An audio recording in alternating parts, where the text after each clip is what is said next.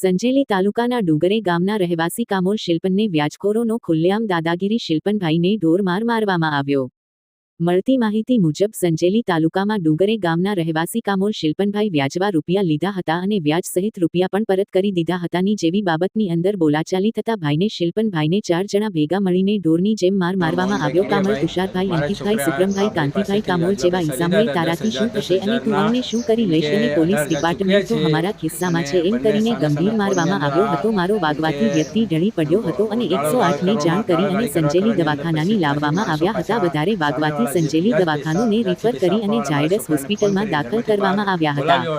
હવે જોવાનું રહ્યું કે આવા વ્યાજખોર માફિયાઓને પોલીસ આવરી લેતી હોય એવું લાગી રહ્યું છે। ગુજરાતના કાયદાના ગૃહ રાજ્યમંત્રી પણ કહ્યું છે કે હવે વ્યાજખોરો અને અસામાજિક તત્વો કોઈને છોડવામાં નહીં આવે। હવે જોવાનું પોલીસ તંત્ર શું એક્શન લે છે।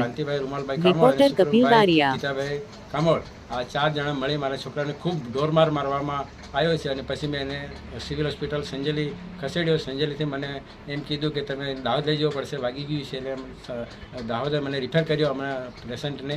એટલે અમે ત્યાં 4 દિવસની સારવાર લઈ અને ફરી પાછા ઘરે આવી ગયા છીએ અને પોલીસને અરજી પણ આપેલ છે, પણ અરજી પોલીસે હજી સુધી કોઈ એક્શન લીધેલ નથી।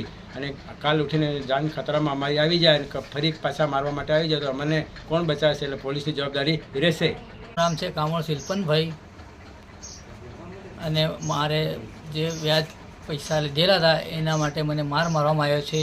જે વ્યક્તિ પાસેથી મેં પૈસા લીધા હતા એ વ્યક્તિને મેં આપી દીધા છે મહિના આગળ, તો છતાં બી મને એને ગાળો બોલીને માર્યો છે અને એ બી મારો ને પોલીસ મેં ઝાયડસ હોસ્પિટલમાં 4 દિવસ દાખલ રહ્યો। 4 દિવસ અગાઉ અરજી બી આપી હતી પોલીસ સ્ટેશનમાં મેં, તો પણ પોલીસ કોઈ એક્શન લેવા તૈયાર નથી।